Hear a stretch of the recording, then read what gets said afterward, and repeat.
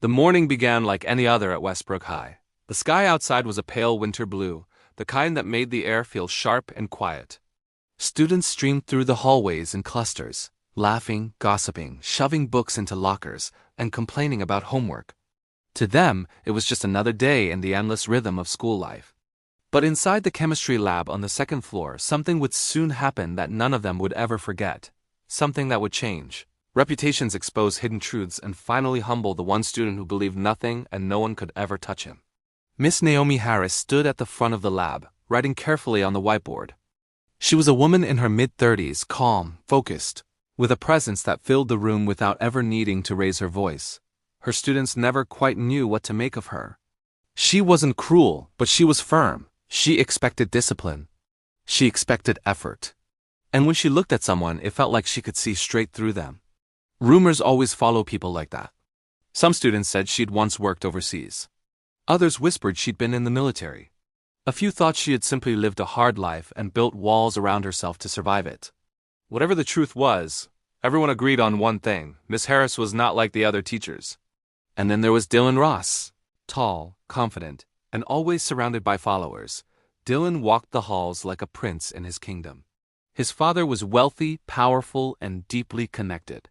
Rules rarely applied to Dylan, and he made sure everyone knew it. He mocked teachers. He bullied students. He cheated and bragged about it afterward. And if trouble ever came his way, it disappeared just as quickly.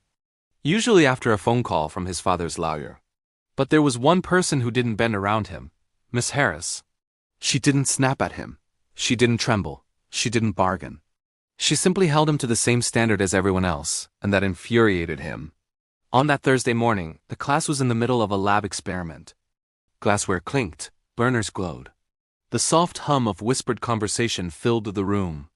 Dylan leaned lazily against the counter at the back, not even pretending to participate, while his friends snickered beside him. Then he raised his voice loud enough for everyone to hear. "Hey, Miss Harris," he called out, smirking. "Tell me something. Were you always a teacher, or is this just what you do when life doesn't work out?" A few students laughed nervously. Others stared at their desks. Miss Harris didn't turn around. Her voice stayed calm. "Your solution is overheating," she said evenly. "Focus on your work." The dismissal hit Dylan harder than any insult. His pride burned. He slammed his notebook shut. "Don't tell me what to do," he snapped. "My dad practically pays your salary." The class went silent. Have you ever seen someone so used to getting their way that they truly believe they are above everyone else? Miss Harris slowly turned and looked at him. Her eyes were calm. Too calm. "In this classroom," she said quietly, "respect and discipline come first. Sit down, Dylan." Her words weren't loud, but they were final. And in that moment, with his friends watching and his ego swelling dangerously, Dylan made a decision that would cost him more than he ever imagined. He stormed forward, grabbed Miss Harris by the throat, and shoved her back against the counter. The room exploded into shocked gasps. Chairs scraped. A student screamed. Someone shouted for help. But in the middle of the chaos, Miss Harris did not panic. Her eyes sharpened, not with fear, but with focus. In the blink of an eye, years of buried training rose to the surface. Her hands reacted before thought could even catch up. She broke his grip, turned his own force against him, and pinned him safely and efficiently against the counter, not with rage, not to hurt him, but with firm, absolute control. In seconds, the classroom bully who thought he owned the world was helpless. His friends stood frozen. Dylan's bravado shattered. His eyes widened, not from pain, but from shock. For the first time in his life, he had run into someone who would not back down and could not be intimidated. Miss Harris leaned close, her voice steady. "Violence is not power," she said. "And respect is not purchased. You will apologize, now." His voice cracked when he finally spoke. I'm sorry." Only then did she release him. He stumbled back, shaken, not just by what happened, but by the realization that his actions had consequences.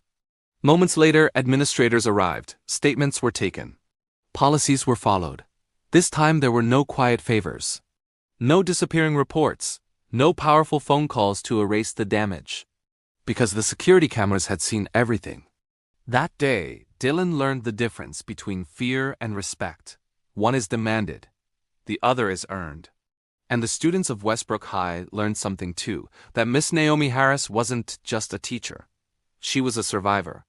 A woman with a past filled with challenge, discipline, and strength. The kind forged inside real struggle, not inherited wealth. When the day ended, the whispers in the hallway weren't about her mystery anymore. They were about her courage. And about how one quiet teacher finally stood up to the loudest voice in the room without ever losing control or her dignity. Because true strength is calm, and it never abuses power.